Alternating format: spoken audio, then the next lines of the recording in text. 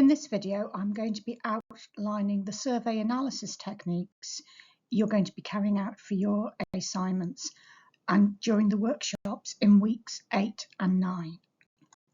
For this part of the module, you're going to learn what survey analysis is and find out how you do the basics of survey analysis using SPSS.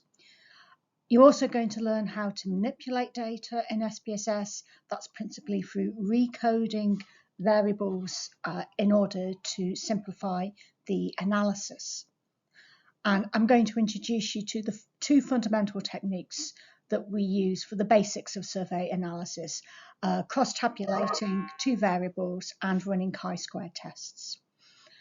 As part of this section, I'm also going to introduce you to more advanced statistical analysis, a technique called logistic regression.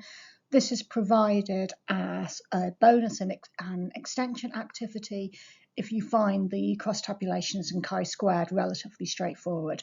You've already met chi-squared, you did it last year as part of your skills module, but you would have learned how to use chi-squared in Minitab last year.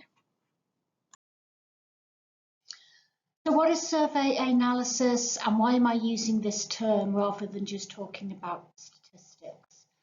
The survey analysis occurs to the processes of drawing broader conclusions from research data. Survey analysis refers exclusively to the analysis of quantitative survey data. So we use survey analysis when we're trying to interpret questionnaires that have been carried out with closed questions. So we cannot use survey analysis techniques for qualitative data.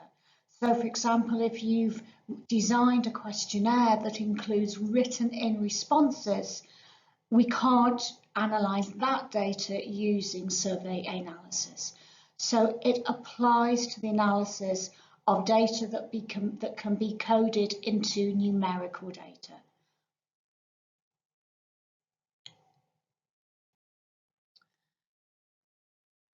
As I've already suggested, that the survey analysis is only dealing with the analysis of quantitative data. So we're only looking at questions that can be converted into data, into numerical data. Now, there are two main types of variables in surveys or questionnaires. And these are either continuous or categorical, and it's important that you understand the difference between these. So continuous variables are those that can be measured along a continuum and have a numerical value. For example, age, we could think of exact age, that is, as a continuous variable. 1, 2, 3, 4, 5, etc. Sometimes you will see continuous variables referred to as interval variables. And I should also say that in SPSS refers to continual variables as scale variables. Categorical variables have discrete values. So if we think about age, for example, often when we complete a questionnaire, the question isn't always asked how old we are or what our exact age is, but we're often asked to choose a tick box of what age group we are in, 0 to 4, 5 to 9, 10 to 14, etc. And that's an example of a categorical variable. It's important to understand that while I'm talking about these as two distinctive types of variables, the distinction is not always clear-cut. And as an example that I've just illustrated, characteristics such as age can be treated in either way. It's also important to be aware that there are different types of categorical data. So the most common form of categorical data is what we call nominal variables. So these are variables that have 2 or more categories. But what's important here is that there is no intrinsic order. So the numerical values that we give to each category has no meaning in itself. So if we code something 1, 2, 3, 4, 5, we're not saying that either 1 is lower or 5 is higher. So there's no intrinsic ordering to the numerical values. Most data that we collect in survey analysis are nominal data. So if we collect data on housing, ethnicity, occupation, those are nominal variables. Dichotomous or binary variables or nominal variables which have only two categories or levels. So these are simple yes, no variables, such as are you in full-time education, yes or no. And one of the things as you will be aware of when we actually go to look at the analysis, one of the key things we do in survey analysis is actually to reduce nominal variables, recode these into dichotomous. Because when we're doing statistical analysis, it's often much easier if we're dealing with binary variables rather than variables that have three or more categories. You can also come across ordinal variables, and these are variables that have two or more categories in the same way as nominal variables, only these categories can be ordered or ranked. So for example, we could treat responses to a Likert style question. That's a question when you ask people to how likely they are to agree with the following statements. And if we code those 1, 2, 3, 4, 5, we could imply that that is an ordinal variable, that there is a meaning to the numerical coding. In practice, though, I recommend that you treat variables as nominal or binary, and don't worry too much about whether they're ordinal or not. I'm only just alerting you to this because you will find references to ordinal variables in some of the literature and other resources that you might find on the internet. So when it comes to the type of analysis that we do in survey analysis, we are actually quite restricted to what we can do because of the kinds of data that we have. So a lot of the statistical techniques that you have been taught previously are not necessarily going to be relevant here. And I'm only going to be teaching you really one technique for this particular exercise. So an important first stage when we are doing survey analysis, so when we've carried out, when we've collected our data, is to do what we call descriptive analysis. And that's simply looking at how people have responded to each question. So looking at the percentage distribution of respondents in each category. Now you will have learned an awful lot about measures of central tendency, such as mean, medium and mode, but those measures of central tendencies are not really of any relevance for most data collected through a questionnaire, as these tend to be categorical. You can sometimes maybe identify a modal group, that's the most popular response to a particular question, but we're not really using those measures of central tendency. All we're really looking at is the percentage distribution. And as our data are categorical in the social sciences, we have very, very few continuous variables. We really are restricted in the kinds of statistical tests that we can carry out. Now you might or you might not remember from your first year statistics, there are two different types of statistical analysis. There are those and these are parametric or non-parametric tests. You don't have to worry too much about the terminology. Parametric tests assume that the underlying distribution of a particular variable follows a normal distribution. The point you have to understand is that if you have categorical data, that assumption of normality doesn't make any sense. So you can't use non-parametric tests.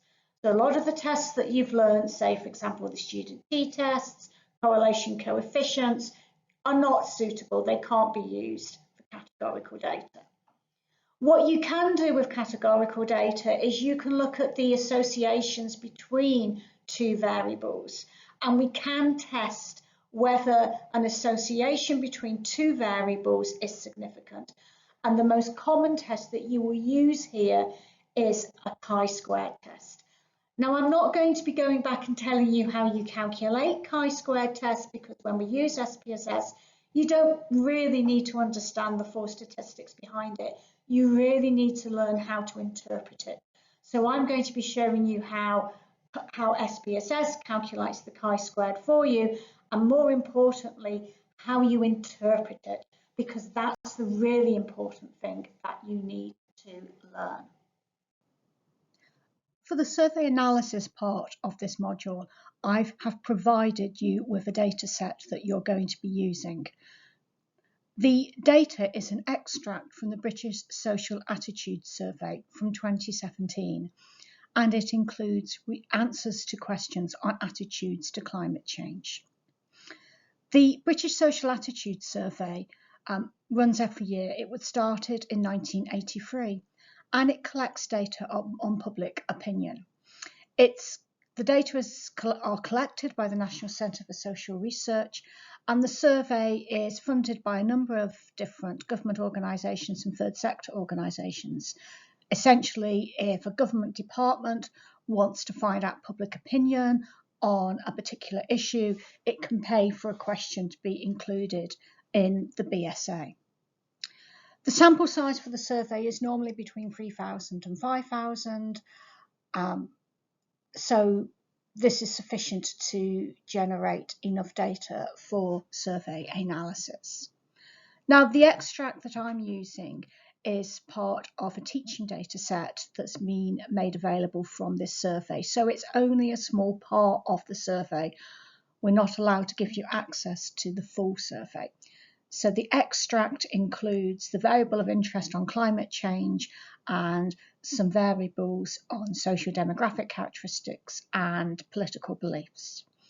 The actual sample size for this data extract is 2,940. In this data extract, there are 14 variables, and these variables are listed on this slide here. I've listed the name that you will be using in SPSS and the variable label. The difference between name and label will become more apparent when I actually show you what the data looks like in SPSS. But just to go through what the variables are, first of all, we have the variable of interest, which is about climate change, and it asks the respondents which of these comes closest to your views about climate change, and we'll show you the responses to that on the next slide. Then we have individual characteristics that we can see are socio-demographic characteristics, and also includes some data about individuals' general political beliefs. So we have data on the gender of respondents, their age group, their marital status, whether respondents has any children in the household, the highest educational qualification they have obtained, the quintiles of total equivalized household income, so that gives you a measure of household income. We have a variable on NSSEC, occupational class. NSSEC is the standard occupational classification that's used by the Office for National Statistics. So this gives you information on the type of job that people are doing, whether it's professional or managerial, whether they're self-employed, whether they're doing skilled work. Then there is a Likert style question about how much interest people have in politics. Then a question about whether people managed to vote in the last general election. Then we've got two more Likert style questions on whether people do voluntary work, and if so, how much they've done in the last 12 months. Then there's also another question on whether people have taken part in political activities over the last 12 months. Then there's another Likert style question where people are asked whether they think that people like themselves don't have any say about what the government does. And finally, there's a question on party political affiliation. So what we're interested in is seeing how those socio-demographic characteristics, age, sex, occupation, etc., and also political beliefs, how these might influence what people think about climate change. So I just need to explain the dependent variable that we're going to be using in this survey analysis, and that's the question, which of these comes closer to your views about climate change? Respondents to the survey were given three options. First, I don't believe that climate change is taking place. Second, I believe that climate change is taking place, but not as a result of human actions. And the third option, I believe that climate change is taking place and is at least partly a result of human actions. I've given you the the raw data, the count data for this question, and also the percentage distribution. You can see that 83.7% of people who responded to the survey do believe that climate change is taking place due to human actions. A much smaller group don't believe that climate change is taking place, either don't believe it's taking place at all, that's 4%, or believe that it's taking place but has nothing to do with human actions, that's 12.3%. So what we want to understand is the kind of characteristics that might be associated with individuals' belief about climate change. So for this analysis, you're going to be using the statistical package known as SPSS. This statistical package has been available for over 50 years. Some years ago, it was bought by IBM. It is the most widely used statistical package in social science research. I know last year you were taught how to do statistical analysis using the software package Minitab, but when you leave university, you're very unlikely to work in an organisation that uses Minitab. You're far more likely to work in an organisation using SPSS. So I think from an employability perspective, it's far more useful to learn SPSS than it is to learn Minitab. I've been carrying out survey analysis for over 30 years, and during that time, I've always used SPSS. I have used other statistical packages for more advanced stats, but SPSS certainly has a very wide range of statistical techniques and will provide all of the techniques that you might be interested in. The main reason that people like to use SPSS is that it has a very easy to use interface. So I can teach you how to use SPSS without having to teach you how to program. So you'll also be learning R at the moment, and you'll understand that when you run analysis in R, you have to be able to write programs. The advantage about SPSS is that SPSS writes those programs, but you on your behalf, and you use easy to use interfaces and different dialog boxes in order to run analyses in SPSS. So it's easy to use, particularly if you don't have a lot of knowledge about programming. However, it's owned by IBM, so it's also quite an expensive piece of software, and you need a license to be able to use SPSS. So that's one of the reasons why R is becoming more popular, because it's open access. So if you are serious about having a career in statistics, you are going to have to learn how to transition from packages such as SPSS to R. But if you just need to learn the basics, then SPSS is sufficient. I'm going to be teaching these workshops using a flipped classroom approach. So rather than going through all of the techniques only within the workshops, I've prepared videos that show you how you use SPSS to carry out the analysis. I've prepared 7 videos in total, and they're all listed here, and you can find all of these videos on the KLE. I have provided a written document outlining what you need to do for this part of the assignment, but this slide also details the requirements. So the overall task you've been set is to analyse the attitudes to climate change using the variable which of these comes closest to your views about climate change. And what you need to do to complete this assignment, first of all, you need to identify which of the individual characteristics and socio-demographic identities are statistically associated with opinions on climate change. I am looking for you, where appropriate, to recode the variables in order to simplify the cost tabulations that you're carrying out. So I am looking for the use of recoding variables in SPSS. You must use chi-squared analysis to determine statistical significance, and you need to demonstrate that you understand how to interpret the results of the chi-squared analysis. And of course, you should write your analysis appropriately. I should stress that if you should not be copying and pasting from SPSS output. This is not what you would be doing if you're writing a proper report. For example, if you're writing a dissertation, you should not be copying and pasting from statistical output. You should be presenting your results using Word tables or Excel graphs. and I've shown you how you can do that. I'm also providing an extension activity. You don't have to do this extension activity. I've chosen to provide this because I know that for some students who are very familiar with chi-squared, they might have done it at A-level, you would have done it last year. This might seem like I'm just showing you how to do the same thing. I appreciate that students have very kind of different skill levels for statistics. So if you are familiar with chi-squared, I've also done a couple of videos about how you extend chi-squared.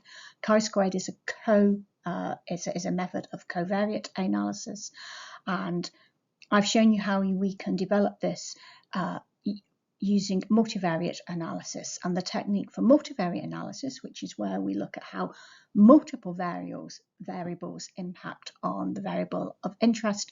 The technique we're going to be using is logistic regression modeling. So I have provided 2 videos on running a logistic regression model, and I will be available in the workshops to go through how logistic regression works if you're interested in using that particular technique. So finally, just some information on the marking criteria for this assignment. This assignment is half of the first assignment that you do for practical human geography and will be marked out of 50. There are 5 components, and each component will be marked out of 10. Ranging from 10 if you can complete each component with no errors, to 0 if the component is absent. Just to remind you, the 5 components are to demonstrate that you've carried out the cross tabulations, to demonstrate that you know how to recode variables where appropriate, to correctly use the chi-squared to interpret whether any association observed in the cross tabulations is significant, and to present your findings using either tables in Word or Excel spreadsheet. The 5th component is the logistic regression.